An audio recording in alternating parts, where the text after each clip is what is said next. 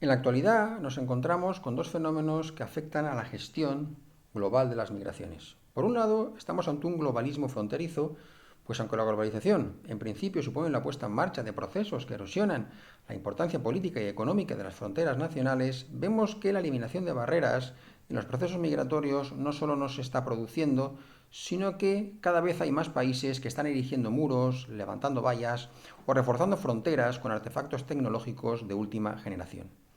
Existe una deliberada política de contención de las migraciones en los últimos 20 años que ha hecho que la migración se plantee desde una óptica de seguridad y donde se observa una doble narrativa, migración-seguridad por un lado y migración-desarrollo por otro. Al mismo tiempo nos encontramos ante una crisis de desplazamientos forzados sin precedentes desde la Segunda Guerra Mundial. Si nos fijamos en Europa, la agresión de Rusia a Ucrania ha provocado un desplazamiento de casi 8 millones de personas procedentes de Ucrania a los Estados miembros de la Unión vecinos. En el caso de América Latina, desde el año 2013, la crisis en Venezuela ha provocado un desplazamiento de personas que han migrado a los países de América del Sur principalmente. En ambos casos se trata de migrantes de supervivencia, personas que no pueden vivir en sus países de origen, bien por causa de violencia, por violaciones flagrantes de los derechos humanos, por inestabilidad política y falta de acceso a medios de vida que provocan que se vean obligados a migrar y a utilizar las mismas rutas migratorias que los solicitantes de asilo. Por tanto, la discusión que existe se basa en la idea de que la gestión de las migraciones internacionales debe basarse en las necesidades y derechos de las personas desplazadas y no tanto en sus categorías jurídicas, migrante, refugiado, desplazado. ¿Qué significa una migración segura, ordenada y regular? La Organización Internacional para las Migraciones definió estas categorías para ayudar en las negociaciones conducentes al Pacto Migratorio Mundial, donde plantea que la migración segura se refiere al bienestar y seguridad de los migrantes, se plantea desde una concepción de seguridad humana.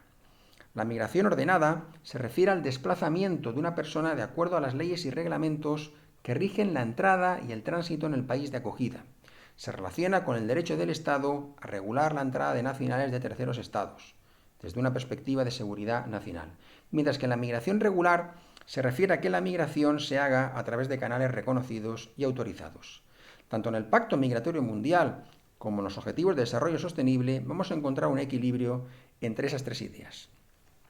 ¿Pero qué es la gobernanza mundial de la migración? Se suele definir como normas y estructuras organizativas que regulan el trabajo colectivo de los estados de forma que les permitan cumplir sus objetivos migratorios mejor de lo que lo harían actuando solos. Con la adopción de los ODS se inicia la gobernanza mundial de la migración. En concreto, la Meta 10.7 especifica este objetivo donde los estados se comprometen a facilitar la migración y la movilidad ordenada, segura y regular, incluso mediante la aplicación de políticas migratorias planificadas y bien gestionadas. Esta Meta 10.7 es la piedra angular del componente migratorio de los ODS. En cuanto a la Unión Europea, el papel de la Unión Europea en las negociaciones conducentes a la adopción del Pacto Mundial sufrió una variación respecto a la posición inicial. El bloque regional europeo planteó claramente que el Pacto Mundial fuera un instrumento no vinculante, señalando la importancia de diferenciar entre migrantes regulares e irregulares. Además, el pacto migratorio se va a encontrar con que 3 estados miembros de la Unión Europea votaron en contra y 6 estados se abstuvieron. Ello manifiesta una ausencia de posición común de los estados miembros de la Unión, por lo que la Comisión Europea no pudo ratificar el Pacto Mundial en nombre de la Unión, evidenciando la ausencia de una posición uniforme respecto al Pacto Migratorio Mundial. El Pacto Mundial es un instrumento de soft law, una acción normativa de baja intensidad, pero no deja de ser importante, porque contiene unas reglas comunes para la gestión de la migración. Además, se adopta en un momento de auge de los discursos xenófobos, de nacionalismos excluyentes y populistas, y por ello motivó que 9 estados de la Unión Europea se abstuvieran o votaran en contra. El pacto se basa en 10 principios rectores.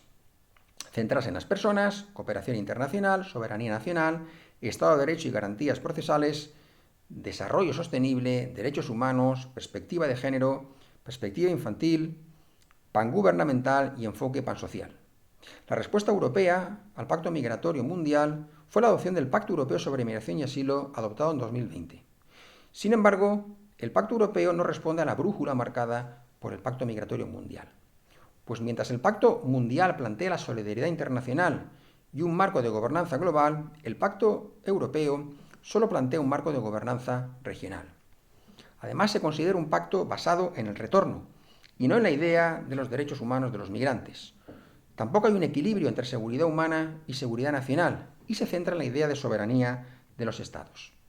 La Unión Europea ha perdido una oportunidad para demostrar una posición común a través de un ejercicio de multilateralismo pragmático conforme a los valores de la Unión.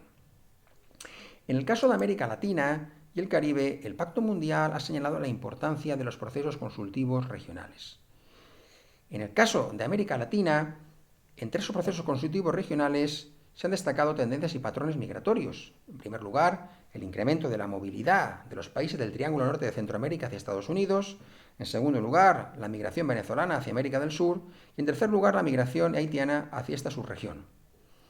La Conferencia Suramericana de Migraciones, uno de esos procesos consultivos regionales, señaló en su declaración extraordinaria ante el Foro de Examen de la Migración Internacional, celebrado en México en 2022, la importancia de la cooperación migratoria para la consecución de los objetivos del Pacto Migratorio Mundial.